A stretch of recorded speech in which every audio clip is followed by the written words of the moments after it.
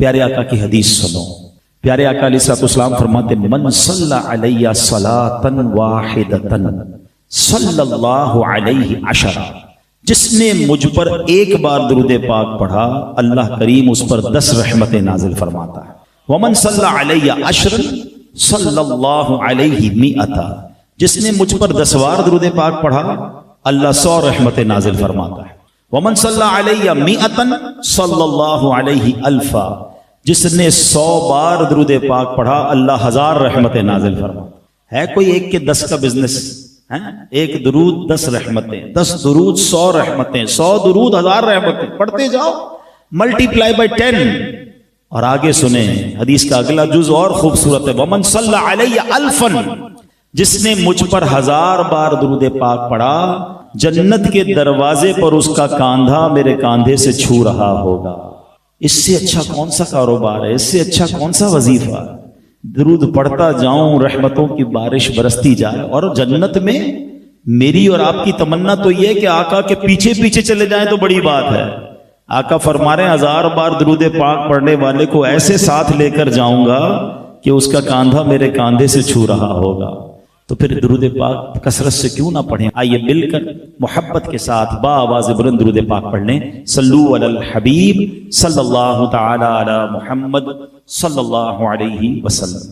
آقا کی شان جب بھی بیان کرنی ہوتی ہے، سچی بات یہ ہے کہ وہ مبلغ ہو یا کوئی لکھنے والا ہو، وہ پزلڈ ہو جاتا ہے، وہ حیران ہو جاتا ہے کہ نبی پاک کی شان بیان کیسے کی جائے.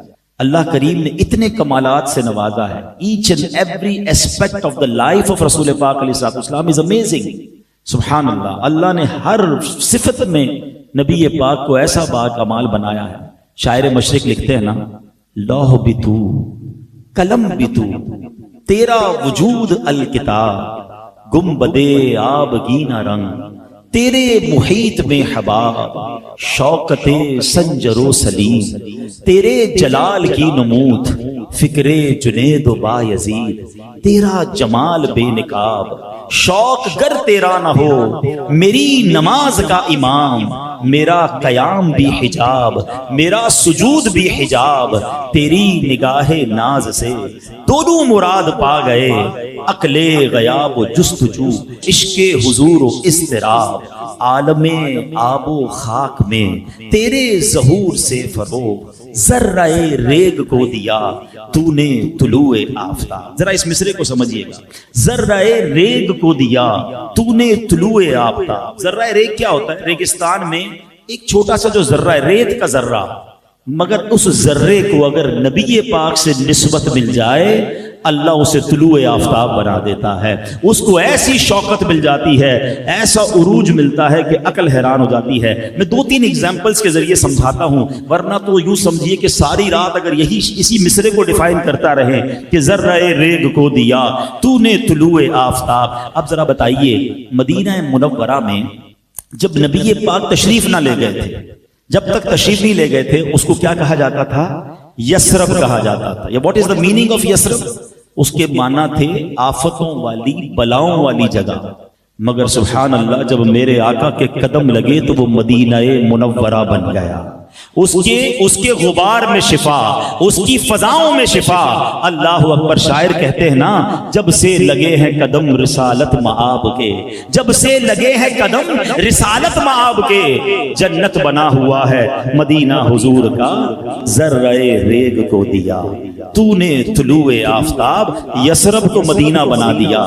اور ایگزامپل سنو، ایک ایسی شخصیت کہ وہ جو ننگی تلوار لے کر نبی پاک پر اٹیک کرنا چاہتے تھے، پیارے آقا کو شہید معاذ اللہ کرنا چاہتے تھے، دیدار مصطفیٰ کیا کیا، آقا پر ایمان کیا لائے، نبی پاک نے کیا بنا دیا؟ عمر فاروق بنا دیا. اور فرماتے میرے بعد کوئی نبی ہوتا تو عمر ہوتا.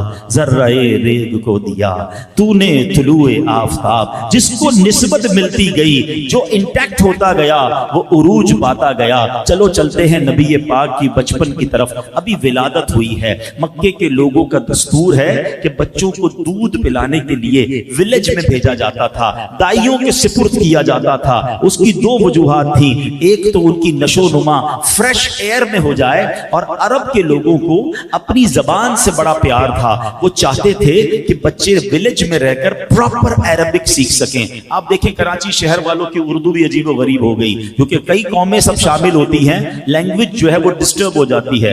عرب کے لوگ یہ نہیں چاہتے تھے، وہ اپنے بچوں کو گاؤں بھیج دیا کرتے۔ اب میں ایک سوال پوچھنا چاہتا ہوں، آج سے 1450 سال پہلے کم و بیش مکہ پاک میں عرب کے اس میدان میں کچھ دائیاں آئی تھیں بچوں کو لینے کے لیے۔ مجھے بتاؤ ایک دائی کے سوا کسی اور دائی کا نام آپ کو یاد ہے؟ دنیا میں کوئی نہیں جانتا، مگر ایک دائی کے بھاگ کیسے جاگے۔ وہ کہتی ہے میں گئی مکے میں، سب دائیوں کو بچے مل گئے، مجھے بچہ کیوں نہیں ملا؟ کیونکہ میری جسم میں بڑی کمزوری تھی، اپنے پاس بھی دودھ کم تھا، اپنے بچے کو بھی نہیں پلا پاتی تھی، تو مجھے کسی نے بچہ نہیں دیا۔ مگر میں نے دیکھا ایک بچہ ہے جس کو کوئی لے کے نہیں گیا ہے، اور ریزن یہ تھا کہ اس بچے کے والد دنیا میں نہیں تھے، بچے کا چہرہ بڑا چمک رہا تھا۔ میں نے سوچا خالی ہاتھ جانے سے بہتر ہے میں اس بچے کو لے جاتی ہوں۔ وہ دائی کہتی میں تو کمزور تھی، میری سواری بھی کمزور تھی، مکے آتے آتے میری سواری سب سے پیچھے رہ جاتی، قافلے والے بار بار کمپلین کرتے۔ دائی کا نام کیا تھا؟ بی بی حلیمہ۔ کہتے تھے اے حلیمہ تیری وجہ سے ہمارا قافلہ ڈیلے ہو رہا ہے، تیری سواری سب سے پیچھے رہ جاتی ہے، بار بار رکنا پڑتا ہے۔ مگر وہ دائی حلیمہ کہتی جب بچہ لے کر واپس جانے لگی میری سواری سب سے آگے چلنے لگ گئی۔ لوگ کہتے اے حلیمہ کیا جانور تبدیل کر لیا ہے؟ تم نے اپنی سواری مہنگی خرید لی ہے؟ بی بی حلیمہ نے پتہ ہے قافلے والوں کو کیا جواب دیا؟ آؤ وہ جواب شاعر لکھتے ہیں۔ یہ کہتی تھی گھر گھر میں جا کر حلیمہ میرے گھر میں خیر الورا گئے ہیں، بڑے اوج پر ہے میرا اب مقدر، میرے گھر حبیب خدا گئے۔ کیسا اوج پر مقدر ہوا اس دائی کا؟ کہتی مکے اپنے گھر لے گئی۔ اس زمانے میں لوگ چراغ جلاتے تھے، ٹھیک ہے نا، رات کو چراغ سارے گل کر دیتے تھے، جب آرام کرنا ہوتا اندھیرا چھا جاتا۔ گاؤں والوں نے نوٹس کیا کہ پورے گاؤں میں اندھیرا ہوتا ہے، حلیمہ کا گھر ساری رات جگمگاتا ہے، یہ کیا وجہ ہے؟ صبح ہوئی تو لوگوں نے کہا اے حلیمہ پیسے زیادہ آ گئے، کیونکہ چراغ میں تیل ڈلتا تھا نا، ساری رات چراغ جلاتی ہو؟ کہتی میں ساری رات چراغ نہیں جلاتی، جو بچہ لے کر آئی ہوں اس کے چہرے سے نور اتنا نکلتا ہے سارا گھر جگمگاتا رہتا ہے۔ بڑے اوج پر ہے میرا اب مقدر، میرے گھر حبیب خدا۔ یہ ظلمت سے کہہ دو کہ ڈیرے اٹھا لے، کہ ہیں ہر طرف اب اجالے اجالے اجالے اجالے، کہا جن کو حق نے سراجم منیرا، میرے گھر وہ نور خدا گئے۔ بات سمجھ آ رہی ہے؟ ذرہ ریگ کو دیا تو نے طلوع آفتاب۔ ہم کسی دائی کا نام نہیں جانتے، بی بی حلیمہ کا ذکر آج بھی باقی ہے۔ کیوں؟ نبی پاک سے نسبت ہو گئی ہے۔ ایک اور خاتون کی بات کروں، میرے آقا ہجرت کر کے مدینے جا رہے ہیں، ٹھیک ہے، اب جب آن دا وے، اب ہم بھی کبھی کراچی سے لاہور جائیں، راستے میں بھوک لگتی ہے تو کسی ہوٹل پہ رکتے ہیں، چائے پیتے ہیں، کھانا کھاتے ہیں۔ اس زمانے میں تو ایسے ہوٹل نہیں تھے، ہائی وے بھی نہیں تھے، بلکہ وہ ٹریول بھی بڑا ڈیفیکلٹ تھا، چھپ کے ہو رہا تھا، دشمنوں کا ڈر بھی تھا۔ تو راستے میں جب کھانے کی ضرورت محسوس ہوئی تو ایک خیمہ نظر آیا۔ نبی پاک اس خیمے میں جاتے ہیں تو ایک خاتون ہے جو راستے میں کچھ سامان بیچتی تھی۔ آقا نے فرمایا کھانے کو کچھ ہے؟ کھانے کو کچھ نہیں تھا، بھی کچھ نہیں اس کے پاس، ٹھیک ہے نا، مگر نبی پاک اس خیمے میں جو چلے گئے تو اس میں ایک سوکھی سی لاغر سی بکری تھی۔ تو نبی پاک نے فرمایا اگر اجازت دو تو اس کا دودھ نکال لوں. کہا حضور اس نے تو کئی سالوں سے دودھ دینا چھوڑ دیا ہے، بالکل سوکھ گئی ہے. فرمایا مجھے اجازت دو تو میں نکال لوں. نبی پاک نے اپنا ہاتھ مبارک اس کی پیٹھ پر پھیرا، بسم اللہ شریف پڑھی تو اس کے تھن میں دودھ آ گیا. نبی پاک نے دودھ پیا، حضرت ابوبکر صدیق نے دودھ پیا، برتن میں دودھ نکلے، اتنا دودھ نکلا کہ اس خیمے میں جتنے برتن تھے سب بھر گئے. اب اس کے شوہر واپس آئے، کہتے ہیں ام معبد یہ ہمارے خیمے کی تقدیر کیسے بدل گئی، بڑا رونق نظر آ رہی ہے. اچھا وہ جو خاتون تھی نا وہ اتنی مبہوت ہو گئی، اتنی نبی پاک کے حسن کو دیکھا، پیارے آقا کے چہرے کو دیکھا، نام بھی نہیں پوچھا تھا، ان کو نام بھی نہیں پتا تھا کہ بس ایک مبارک شخصیت آئی تھی، ہمارے بھاگ جگا کر چلے گئے. تو انہوں نے کہا بتاؤ تو صحیح کہ ام معبد کو دکھتے کیسے تھے. اللہ اکبر. اس خیمے والی نے نبی پاک کا جو حلیہ بیان کیا، موتیوں جیسے الفاظ بیان کیے. یقین کریں جو علماء بیٹھے ہیں یا جنہوں نے سیرت کی کتابیں پڑھی ہیں، آج تک ہر سیرت نگار جب جب نبی پاک کا حلیہ بیان کرتے ہیں ام معبد کے اس خیمے والی کے الفاظ اپنی کتابوں میں لکھتے ہیں تو پتہ یہ چلا کہ ذرہ ریگ کو دیا تو نے طلوع آفتاب. اصل بات پتہ ہی کیا ہے، ان کے جو غلام ہو گئے، وقت کے امام ہو گئے، نام لیوا ان کے جو ہوئے، ان کے اونچے نام ہو گئے.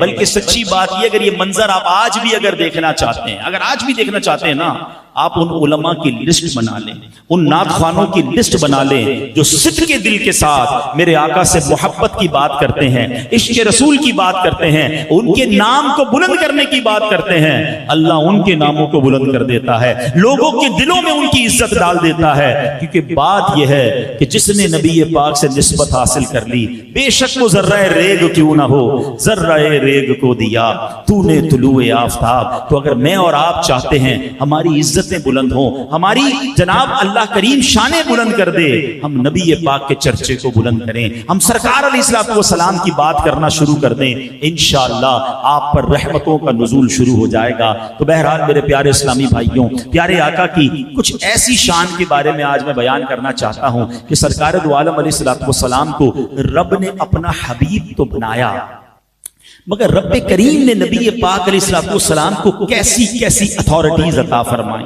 ہیں. آج دنیا میں ہم بات کرتے ہیں کہ دنیا کا سب سے پاورفل آدمی کون ہے، تو سنا جاتا ہے کسی ملک کے صدر کے بارے میں کہا جاتا ہے کہ جناب جو اس ملک کا صدر ہوتا ہے نا وہ پوری دنیا کا پاورفل آدمی ہوتا ہے. مگر اگر اس کے بھی اختیارات دیکھیں تو وہ ساری دنیا پر نہیں چل رہے ہوتے، چند ملکوں پر اس کا آرڈر چلتا ہے، چند ملکوں پر اس کا کنٹرول چلتا ہے. مگر میں اس ہستی کی بات کر رہا ہوں کہ جس کو رب نے کیسے کیسے اختیارات سے نوازا. آپ کو شاید یہ معلوم، کچھ لوگوں کو ہوگا، سب کو شاید نہ ہو. یہ تو ہم جانتے ہیں نبی پاک کے معجزات سن کر کہ اللہ نے پیارے آقا کو اس دنیا میں زمین پر بھی اختیار دیا، آسمانوں پر بھی اختیار دیا، اتھارٹیز عطا فرمائیں. مگر آج میں آپ کو ایک اور خوبصورت تفصیل بتانا چاہتا ہوں کہ سرکار دو عالم علیہ الصلوۃ والسلام کو دراصل دو قسم کے اختیارات دیے گئے، اختیارات تشریعیہ، اختیارات تکوینیہ. ٹھیک ہے، اب ذرا مشکل لفظ لگ رہے ہیں، میں آسان کر دیتا ہوں. اختیارات تشریعیہ کی ڈیفینیشن یہ ہے کہ نبی پاک کو رب عز و جل نے شریعت میں بھی اختیار عطا فرمایا. یعنی شریعت کے جو آرڈرز ہیں نبی پاک چاہیں تو کسی کے لیے معاف فرما دیں اور کسی کے لیے پیارے آقا جو چاہیں وہ فرض فرما دیں. یہ کیسا اختیار ہے؟ اور پھر اختیارات تکوینیہ یہ ہیں کہ اللہ کریم نے اس کائنات کے تمام نظام میں نبی پاک کو کمال کے اختیارات سے نوازا. اب ذرا میں چند ایگزامپلز دوں گا، بہت لمبا بیان نہیں کروں گا. باقی یہ باتیں تو ایسی ہیں کہ ساری رات گزر جائے گی، نبی پاک کی اتھارٹیز کے واقعات ختم نہ ہوں گے. اب ذرا سنیے اختیارات تشریعیہ کی مثال، بڑی پیاری مثال ہے. ایک بار نبی پاک علیہ السلام کی بارگاہ میں ایک شخص آیا، حضرت ابو ہریرہ رضی اللہ عنہ اس کے راوی ہیں. وہ کہتے ہیں ہلکت یا رسول اللہ، یا رسول اللہ میں ہلاک ہو گئے. نبی پاک علیہ السلام نے فرمایا وما شأنک، کیا بات ہو گئی، کیسے ہلاک ہو گئے؟ حضور میں اپنی زوجہ کے ساتھ روزے کی حالت میں وہ کر چکا جس کی اجازت نہیں ہے. تو نبی پاک علیہ السلام نے فرمایا هل تجد ما تعتق رقبہ، کیا تم غلام آزاد کر سکتے ہو؟ اب اس کا کفارہ بیان کر رہے ہیں. تو کہتا ہے لا یا رسول اللہ، میں تو غلام آزاد کرنے کی طاقت نہیں رکھتا. اب فرمایا فهل تستطيع ان تصوم شهرين متتابعين، کیا تم 2 مہینے لگاتار روزے رکھ سکتے ہو؟ اب نبی پاک فرماتے فهل تستطيع ان تطعم 60 مسکینا، کیا تم 60 مسکینوں کو کھانا کھلا سکتے ہو؟ اب یہ کفارے کی 3 کیٹیگریز تھی نا، یا تو غلام آزاد کریں، یا 60 مسلسل روزے رکھیں، یا 60 مسکینوں کو کھانا کھلائیں. کہتے حضور میں 60 مسکینوں کو بھی نہیں کھلا سکتا. اب کوئی کفارہ ادا کرنے کی اس کے اندر ایبلٹی نہیں ہے. تو وہ جا کے بیٹھ گئے. تھوڑی دیر ہوئی تو نبی پاک علیہ السلام کی بارگاہ میں ایک صحابی رسول ایک کھجوروں کا ٹوکرا لایا. نبی پاک فرماتے وہ کدھر ہے؟ اب دیکھیں کتنا پیار ہے اپنے امتی سے. آتا ہے فقیروں پہ انہیں پیار کچھ ایسا، خود بھیک دیں اور خود کہیں منگتا کا بھلا ہو. فرماتے وہ کدھر گئے جو تھوڑی دیر پہلے آئے تھے؟ وہ آئے تو نبی پاک فرماتے ہیں خود ھذا فتصدق. آقا فرماتے ہیں کہ لے جاؤ اور اب جا کر اس کو صدقہ کر دو، فقیروں میں بانٹ دو. تو وہ کہتا ہے حضور میں اپنے سے زیادہ کس محتاج پر صدقہ کروں؟ مدینے میں مجھ سے بڑھ کر کوئی محتاج نہیں ہے. آئے ہائے جب نبی پاک نے یہ سنا نا، آپ ذرا الفاظ سنیے.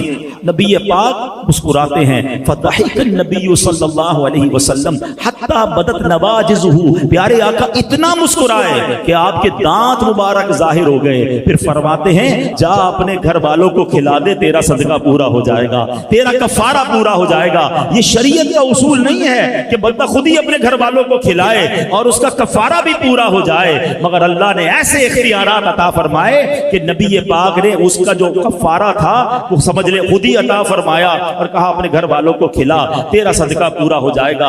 اس سے پتا چل رہا ہے کہ اللہ نے کیسی اتھارٹیز جناب رسول اللہ صلی اللہ تعالی علیہ وسلم کو عطا فرمائی. ایک اور واقعہ سنیے. پیارے آقا علیہ السلام کی بارگاہ میں ایک شخص حاضر ہوتا ہے، کہتا ہے میں اسلام کو قبول کر لوں گا، شرط یہ ہے 2 نمازیں پڑھوں گا. اب مجھے بتائیے سب سے پہلا فرض کیا ہے؟ نماز. نمازیں کتنی فرض ہیں؟ 5 ہیں. کوئی ایک نماز نہ پڑھے اس کے لیے عذاب کی وعید ہے. سرکار دو عالم علیہ السلام نے اس کو اجازت دی اور اس نے اسلام قبول فرما لیا. اب یہ کیسی اتھارٹی ہے؟ اللہ کریم نے کس قدر اجازت عطا فرمائی. سبحان اللہ. ایک بار پیارے آقا علیہ السلام کی بارگاہ میں بڑا عجیب واقعہ ہوا یہ کہ نبی پاک علیہ السلام نے ایک اعرابی سے گھوڑا خریدا. ڈیل ہو چکی تھی مگر وہ مکر گیا. کہتا ہے آپ نے نہیں خریدا. اب جو بھی وہاں سے صحابی گزرتا نبی پاک اس سے کہہ رہے تم نے بیچا ہے؟ وہ کہتا نہیں میں نے نہیں بیچا. تو ہر صحابی ہے جو بزرگ گزرتے تھے وہ کہتے کتنا خراب آدمی ہے، تم نبی پاک کو جھٹلا رہے ہو. مگر وہ کہتا گواہ لے کر آؤ.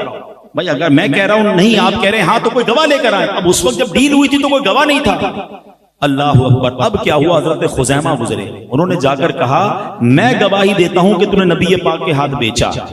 اچھا اب یہ نبی پاک علیہ السلام کی سچائی دیکھیں. ہمارے پاس کوئی آ جائے غلط گواہی دے، ہم کہتے چلو کام تو ہو گیا نا، مسئلہ تو حل ہو گیا. نبی پاک فرماتے تم کیسے گواہی دے رہے ہو؟ آپ تو تھے ہی نہیں. جب یہ ڈیل ہوئی اس وقت تو آپ موجود ہی نہیں تھے، آپ کیسے گواہی دے رہے ہیں؟ ہائے ہائے. حضرت خزیمہ کا ایمان افروز جواب سنیں. وہ کہتے ہیں یا رسول اللہ میں آپ کی گواہی اس لیے دے رہا ہوں کہ آپ کے بتائے ہوئے دین پر ایمان لایا ہوں. آپ کے ذریعے ہی میں نے جانا ہے اللہ ایک ہے. حضور آپ آسمان و زمین کی خبریں دیتے ہیں، میں جب اس پر ایمان لایا ہوں تو اگر آپ فرما رہے ہیں کہ گھوڑا آپ نے خریدا ہے میں کیسے گواہی نہ دوں کہ آپ سچ فرما رہے ہیں؟ اللہ اکبر. جب گواہ آ گیا ڈیل تو پوری ہو گئی، مگر نبی پاک کو ان کی ادا ایسی پسند آئی. آقا نے فرمایا آج کے بعد خزیمہ ایک بندے کی گواہی 2 بندوں کے برابر ہو جائے گی. شریعت کے معاملات میں 2 گواہ چاہیے ہوتے تھے نا، مگر حضرت خزیمہ جب بھی جا کر گواہی دیتے تھے وہ 2 بندوں کی گواہی کاؤنٹ کی جاتی تھی. یہ کون کر سکتا ہے؟ یہ اجازت کون دے سکتا ہے جس کو رب عز و جل نے شریعت پر بھی اختیار عطا فرمایا. اللہ اکبر. جب حج فرض ہونے کی آیت نازل ہوئی ایک صحابی کہتے ہیں حضور کیا ہر سال حج فرض ہے؟ نبی پاک خاموش رہے. دوبارہ پوچھا حضور ہر سال حج فرض ہے؟ پیارے آقا خاموش رہے. 3 بار سوال کیا نبی پاک خاموش رہے. پھر ارشاد فرمایا اگر میں ہاں کہہ دیتا تو ہر سال حج فرض ہو جاتا. یعنی نبی پاک نے ہم پر مشقت نہ ہو، امت پر مشکل نہ ہو، اس لیے جواب عطا نہ فرمایا. مگر اس جواب میں ایک اور راز بھی تو پتا چل رہا ہے نا کہ اللہ نے اتھارٹی کیا دی تھی کہ آپ کی زبان مبارک سے نکل جاتا تو حج ہر سال فرض ہو جاتا. اس سے اندازہ کیجئے کہ جناب رسول اللہ کو رب عز و جل نے کیسے اختیارات عطا فرمائے. ایک جگہ فرماتے ہیں میری امت پر اگر گرانا گزرتا تو میں مسواک کو لازم قرار دے دیتا.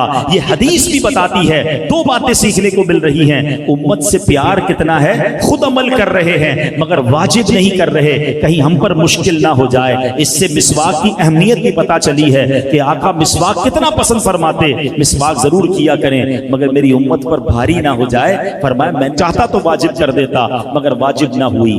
مگر یہ جملہ میں چاہتا تو واجب کر دیتا, یعنی جو زبان مصطفیٰ سے نکلا وہی شریعت ہے, وہی رب کا قانون ہے. جسے چاہیں عطا فرمائیں, جسے چاہیں معاف فرما دیں. یہ سرکار دو عالم علیہ الصلوۃ والسلام کو اختیار دیا گیا. ایسی بہت سارے واقعات موجود ہیں. اب آئیے اختیارات تکوینیہ کیسے ہیں, authority of on this world یہ نبی پاک کو کیسے کیسے عطا کیے گئے. اتنے واقعات ہیں, اللہ اکبر. نبی پاک علیہ الصلوۃ والسلام نے, آپ نے سنا ہوگا کہ مکے کے لوگوں نے جب نبوت کی نشانی مانگی, میرے آقا نے اشارہ کر کے چاند کو 2 ٹکڑے کر دیا. مگر ایک اور خوبصورت بات یہ ہے کہ حضرت عباس رضی اللہ تعالیٰ عنہ میرے آقا کے چچا ہیں نا, وہ کہتے ہیں حضور میں آپ پر جو ایمان لایا ہوں نا اس کی ایک وجہ آپ کو آج بتاتا ہوں. میں نے آپ کو بچپن میں دیکھا تھا, جھولے میں جب آپ تھے نا, میں نے ایک بات نوٹ کی تھی کہ آپ جدھر جدھر فنگر پوائنٹ کرتے جاتے تھے, جدھر جدھر آپ کی انگلی اٹھتی جاتی تھی نا چاند ادھر ادھر چلتا جاتا تھا. حضرت عباس کہہ رہے ہیں. اب میں بڑی ایک لطیف سی بڑی باریک سی بات کہنے جا رہا ہوں. ہمارے ساتھ ایسا ہوتا ہے, آپ کے ساتھ بھی ہوتا ہوگا کہ کبھی کبھی ہمارے چاچا تایا گھر پہ آتے ہیں بزرگ, اور آ کر ہمیں کہتے ہیں بچپن میں تم یہ کر رہے تھے, میں تمہیں جھولے میں دیکھا تھا یہ کر رہے تھے. اور بعضوں کا تو ایسے ایسے پول کھولتے ہیں کہ شرم بھی آ رہی ہوتی ہے. نہ کیا کریں بھائی, ہم نے کیا ہوگا بچپن میں کچھ, اب سب کے سامنے تو نہ کہیں, ٹھیک ہے نا. لیکن اگر وہ کہہ رہے ہوتے ہیں تو ہمیں ماننا بھی پڑتا ہے کیونکہ ہمیں تو یاد نہیں ہوتا. یہ کہہ رہے ہیں تو کیا ہوگا بھائی, بچپن کی باتیں کس کو یاد ہے. مگر میرے آقا کی شان دیکھیں. حضرت عباس کہہ رہے ہیں آپ جھولے میں جہاں انگلی اٹھاتے تھے میں نے دیکھا چاند ادھر جاتا تھا. تو نبی پاک نے یہ نہیں فرمایا کہ میرے چچا جان مجھے نہیں پتا. آقا فرماتے ہیں ہاں میں چاند سے باتیں کرتا تھا, وہ مجھ سے باتیں کرتا تھا. چاند مجھے رونے سے چپ کروایا کرتا تھا, بلکہ چچا جان جب چاند اللہ کی بارگاہ میں سجدہ کرتا تھا تو میں اس کی سجدے کی آواز بھی سنتا تھا. بچپن میں یہ عالم ہے جناب رسول اللہ کا. اللہ اکبر. جبھی تو اعلیٰ حضرت لکھتے ہیں نا, چاند جھک جاتا جدھر انگلی اٹھاتے مہد میں, چاند جھک جاتا جدھر انگلی اٹھاتے مہد میں, کیا ہی چلتا تھا اشاروں پر کھلونا نور کا. ارے بچپن میں جس کی سماعت کا عالم یہ ہے, شباب میں عالم کیا ہوگا. ہم صلاۃ والسلام میں پڑھتے ہیں نا, اللہ اللہ وہ بچپنے کی پھبن اس خدا بھاتی صورت پہ لاکھوں سلام. یہ نبی پاک کی اختیارات کا عالم ہے. جھولے میں ہیں اور جدھر اشارہ فرما رہے ہیں ادھر چاند جا رہا ہے. ہے کوئی ایسا مختار اس دنیا میں, ہے کوئی ایسی اتھارٹی والا. اللہ اکبر. مولا علی کی نماز کا واقعہ تو کئی بار سنا ہوگا کہ دعا کر کے سورج کو پلٹا رہے ہیں. ارے آج سائنس کہتی ہے ہم جناب اتنا پرفیکٹ سورج کی رفتار ہے, ہم بتا سکتے ہیں کہ آج کتنے بج کر کتنے منٹ پر مغرب کا ٹائم ہوگا, اور مغرب کے بعد عشاء ہی کا ٹائم ہوتا ہے. مگر وہ دن کیسا تھا کہ وقت مغرب ہونے کے بعد پھر عصر کا ٹائم ہو رہا ہے, کیونکہ مولا علی کی نماز باقی ہے. یہاں بھی 2 باتیں سیکھنے کو مل رہی ہیں. نبی پاک کے اختیار کو تو سنتے جائیے, مگر مولا علی کا نماز سے پیار کیسا ہے کہ آپ افسردہ ہیں, آنکھوں میں آنسو ہیں. سرکار دو عالم علیہ السلام بیدار ہو کر پوچھتے ہیں اے علی کیوں غمزدہ ہو. کہتے حضور جب سے ایمان لایا ہوں کوئی نماز قضا نہیں ہوئی ہے. اے پنجتن پاک سے محبت کرنے والوں, تمہاری نماز کیسے قضا ہو جاتی ہے. اب ذرا غور کیجئے, یہ باتیں ساتھ ساتھ سیکھتے جائیے. بہرحال کیسے کیسے کمالات ہیں. ایک بار جمعے کا دن ہے, بخاری شریف کی حدیث, نبی پاک خطبہ دے رہے ہیں, ٹھیک ہے, اور ایک صحابی آئے اور کہتے ہیں یا رسول اللہ, ہمارے حدیث پاک کا خلاصہ بیان کر رہا ہوں, بارش نہیں ہو رہی ہے, بہت عرصہ ہو گیا, کھیت سوکھ گئے, کنویں سوکھ گئے, جانور پیاسے, یا رسول اللہ بارش چاہیے. اچھا میں واقعہ روکتا ہوں, ایک سوال کریٹ کرتے ہیں. وہ تو صحابی رسول تھے, کیا انہیں نہیں پتا تھا کہ بارش تو اللہ کی طرف سے آتی ہے؟ دعا کر لیتے اللہ کی بارگاہ میں, نبی پاک کے دربار میں کیوں آیا ہے؟ اس کا مطلب یہ ہوا کہ صحابی کا بھی یہ عقیدہ ہے کہ واہ کیا جود و کرم ہے شہ بطحا تیرا, نہیں سنتا ہی نہیں مانگنے والا تیرا. نبی پاک نے نہ کہا کہ اے صحابی اللہ سے دعا کر لو. اللہ کے حبیب نے ہاتھ اٹھایا, اللہ کی بارگاہ میں دعا کی, سبحان اللہ. وہ کہتے ہیں اس وقت مدینے میں آسمان پر کوئی بادل نہیں تھا مگر نبی پاک کے ہاتھ اٹھانے کی دیر تھی کہ پہاڑوں جیسے بادل آنا شروع ہوئے اور فوراً بارش برستی ہے. ابھی آقا خطبہ دے کر ممبر سے نہیں آئے, موسلا دھار بارش ہو رہی ہے, اور اتنی بارش ہو رہی ہے کہ آقا علیہ الصلوۃ والسلام کی داڑھی سے بارش کے قطرے گر رہے ہیں. کہ جمعہ بارش, ہفتہ بارش, اتوار بارش, پیر بارش, نان اسٹاپ ریننگ پورا ہفتہ. اگلا جمعہ آ گیا, حدیث کے الفاظ ہیں وہی صحابی ہے کوئی اور کھڑے ہوئے, کہتے ہیں حضور کرم کیجئے, بارش رکوائیے. Again there is a question, if you want to stop rain in your city, why you not asking in the court of Allah subhanahu wa ta'ala? اللہ سے مانگو نا. کیسا عقیدہ ہے صحابہ کا, بارش چاہیے تو بھی دربار رسالت میں, بارش رکوانی ہے تو بھی اللہ کے حبیب علیہ الصلوۃ والسلام کی بارگاہ میں آتے ہیں. اب ذرا مزید اتھارٹی دیکھیے میرے آقا کی. بخاری شریف کی حدیث کے الفاظ سنانے جا رہا ہوں. نبی پاک یہ جانتے تھے کہ شہر کے اندر بارش نقصان دہ ہوتی ہے مگر کھیتوں میں, کھلیانوں میں بارش ہو تو فائدہ ہوتا ہے, فصلوں کو اور فائدہ ہو جائے گا, کنویں بھر جائیں گے. اللہ اکبر. نبی پاک نے یہ دعا نہ کی کہ اللہ بارش روک دے, اللہ کے نبی نے کمال کی دعا کی. اللہ کے حبیب علیہ الصلوۃ والسلام عرض کرتے ہیں بارگاہ الہی میں, اللہم حوالینا ولا علینا, اے اللہ ہمارے اطراف میں بارش برستی رہے, ہم پر بارش نہ ہو. اور پھر سبحان اللہ حدیث کے الفاظ ہیں, میرے آقا نے اپنا ہاتھ اٹھایا, جدھر جدھر اشارہ کرتے جاتے بادل کٹتا جاتا, بادل ہٹتا جاتا, اشارے سے بادل ہٹ رہے ہیں. حدیث کے الفاظ ہیں مدینہ پیالے کی مانند ہو گیا, مدینے کے اوپر اسکائی کلیئر ہو گیا. باہر سے آنے والے لوگ بتاتے تھے باہر اب بھی بارش ہو رہی ہے مگر مدینے میں بارش نہیں ہو رہی. سبحان اللہ. اللہ نے کیسے اختیارات سے اپنے نبی کو نوازا, کیسے کمالات سے نوازا. اور سبحان اللہ میرے آقا ایسا معجزہ دکھائیں تو اعلیٰ حضرت کا قلم کیسے خاموش ہو سکتا ہے. اچھا, اعلیٰ حضرت کے ایک اور بڑا خوبصورت اسلوب ہے کہ جب نبی پاک کی شان بیان کرتے ہیں نا, اپنی ریکویسٹ بھی ساتھ لگا دیتے ہیں, اپنے لیے بھی التجا ساتھ کر لیتے ہیں. وہ ایک فقیروں کا انداز ہوتا ہے نا کہ سخی کے دربار میں جائیں کہ اللہ سخی کی خیر فرمائے, اللہ سخی کے گھر کی خیر فرمائے تاکہ میرا بھی کام ہو جائے. سبحان اللہ. اعلیٰ حضرت کا دربار رسالت میں انداز دیکھیں, کہتے ہیں آقا جن کو سوئے آسمان پھیلا کے جل تھل بھر دیے, جن کو سوئے آسمان پھیلا کے جل تھل بھر دیے, صدقہ ان ہاتھوں کا پیارے ہم کو بھی درکار ہے. حضور جو آپ نے ہاتھ اٹھا کر مدینے کو جل تھل کر دیا تھا, یا رسول اللہ ان ہاتھوں کا صدقہ ہمیں بھی عطا فرمائیے. اللہ نے کیسی کیسی اتھارٹیز سے نوازا سرکار دو عالم علیہ الصلوۃ والسلام کو. واقعات تو بہت سارے ہیں, ایمان تازہ ہو جاتا ہے. حدیبیہ کا موقع ہے, صحابہ پھر پیاسے ہیں, پھر پانی چاہیے. صحابہ آتے نبی پاک علیہ الصلوۃ والسلام کی بارگاہ میں, 1400 صحابہ ہیں. کہتے حضور وضو بھی کرنا ہے, پانی بھی پینا ہے, ہم بھی پیاسے, جانور بھی پیاسے. حضور پانی نہیں ہے, پانی لینا ہے کنواں ڈھونڈتے, پانی لینا ہے کسی اور جگہ جاتے. پھر نبی پاک کے دربار میں آئے ہیں. اللہ کے حبیب علیہ الصلوۃ والسلام فرماتے ہیں ایسا کرو جتنے تمہارے برتن ہیں ان کا سب کا پانی جمع کرو.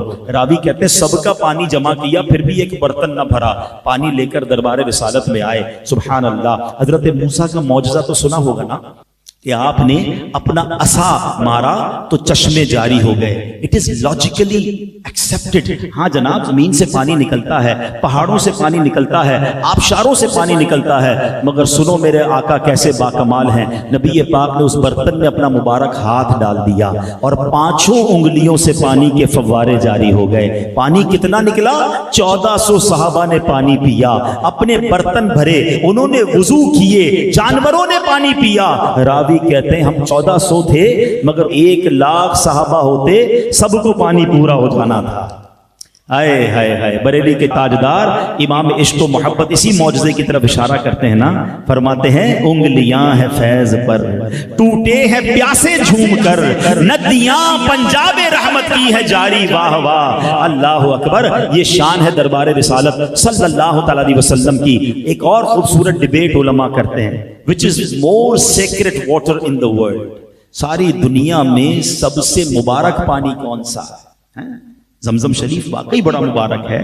حضرت اسماعیل علیہ الصلوۃ والسلام کے قدموں کی رگڑ سے جاری ہوا. سبحان اللہ. مگر علماء کہتے ہیں وہ پانی جو نبی پاک کی مبارک انگلیوں سے جاری ہوا نا, وہ دنیا کا سب سے مبارک پانی ہے.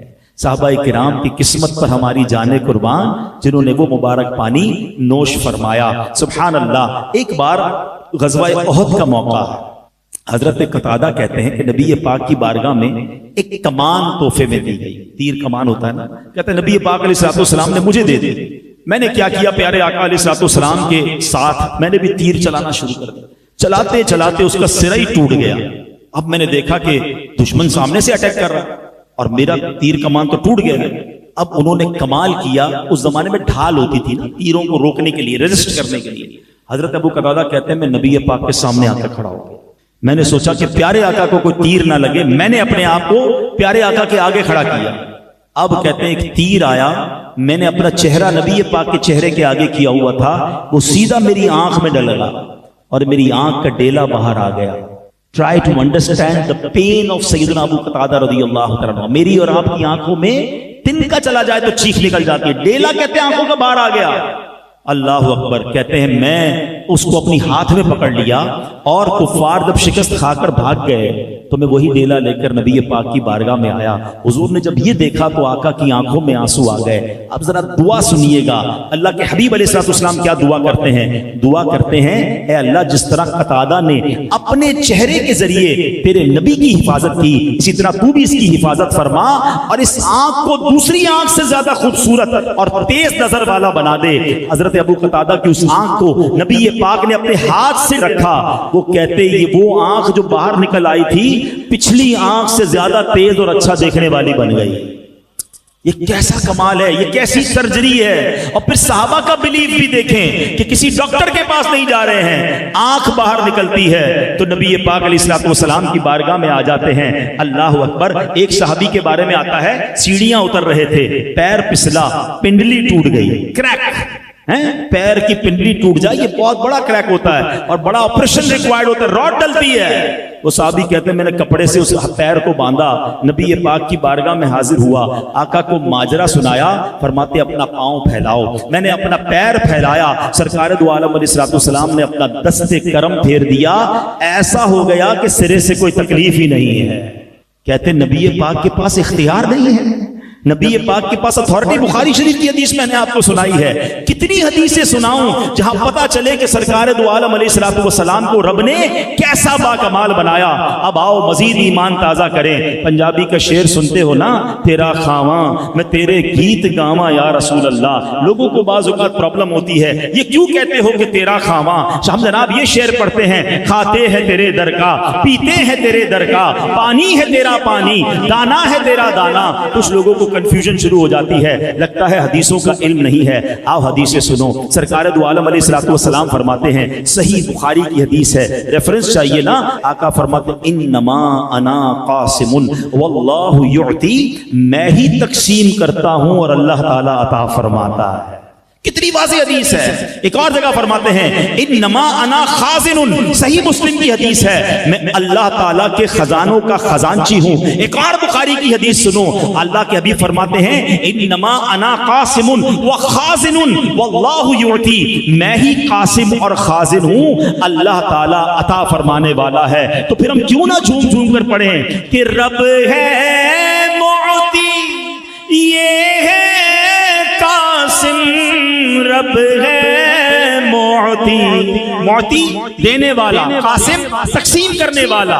رب ہے معطی, یہ ہے قاسم, رب ہے معطی اور یہ ہے قاسم. رزق اس کا ہے کھلا دے, یہ ہے صلی اللہ علیہ وسلم, صلی اللہ علیہ وسلم, صلی اللہ علیہ. حضرت ابو ہریرہ کے پاس بڑی کمال کی ایک تھیلی تھی. ہاں آخری حدیث سن لو پھر بیان پوائنٹ کرتے ہیں. واقعات میں نے کہا نا بہت سارے ہیں, مگر یہ واقعہ میں نے سوچا کم سنایا جاتا ہے, ورنہ آپ کو مجھے سیدنا ابو ہریرہ کا وہ دودھ کا پیالہ بھی یاد آ رہا تھا, نبی پاک کے اور بھی بڑے معجزات یاد آ رہے تھے, مگر آج یہ واقعہ سنو. حضرت ابو ہریرہ رضی اللہ عنہ کہتے ہیں کہ ایک بار لڑائی کا موقع تھا تو لشکر جو ہمارے صحابہ ساتھ تھے کھانے کی کمی تھی, تو نبی پاک نے مجھ سے فرمایا اے ابو ہریرہ کھانے کو کچھ ہے؟ تو میں نے عرض کی حضور میرے تھیلے میں کچھ کھجوریں ہیں. فرمایا لے آؤ. میں لے کر آیا تو کہا دسترخوان لاؤ، دسترخوان لایا، آقا نے فرمایا تھیلا اس پہ کھول کے اونڈیل دو، میں نے تھیلا کھول کے اونڈیلا، کہتے وہ 21 دانے تھے، کاؤنٹ بھی کر لیا، کھجوریں کتنی تھی؟ 21۔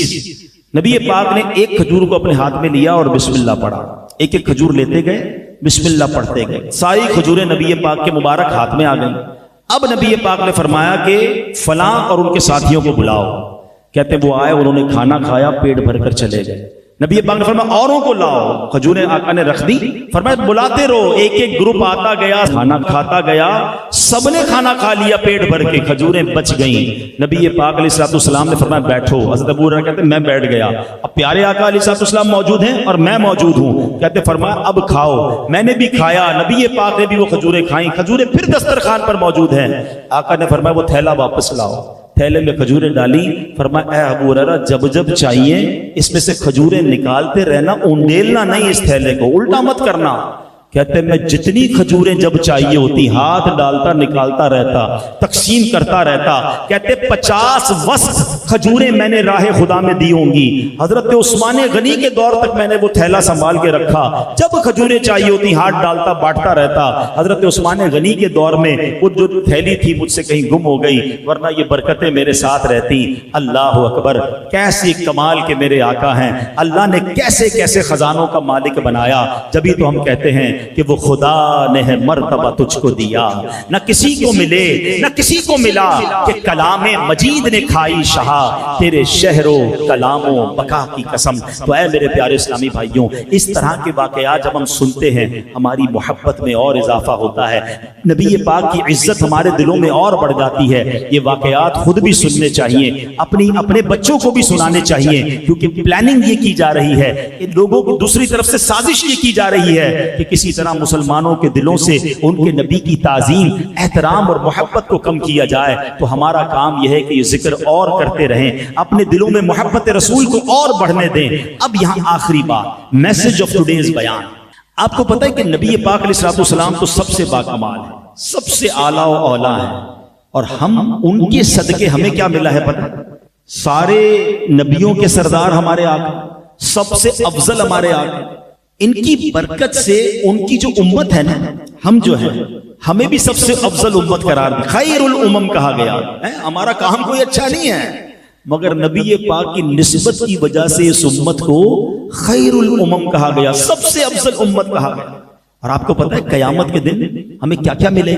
پہلے تو علماء نے ایک بڑی خوبصورت ڈیبیٹ کی کہ پچھلی امتوں کی تو عمریں 200 سال 300 سال ہوتی تھی، اس امت کی جو ایوریج عمر ہے وہ 60-70 سال ہے، یہ کیوں؟ ہماری عمریں کم کیوں ہیں؟ اچھا، پھر دوسرا سوال ایک کوسچن بنتا ہے کہ اس امت کو سب سے آخر میں کیوں لایا گیا؟ سبحان اللہ، دونوں کی بڑی پیاری عشق والی وجہ علماء بیان کرتے ہیں۔ فرماتے جب قرآن پڑھتے ہو، ہم قرآن پڑھتے ہیں تو پچھلے نبیوں کی امت کے عیب ہمارے سامنے آتے نہیں آتے؟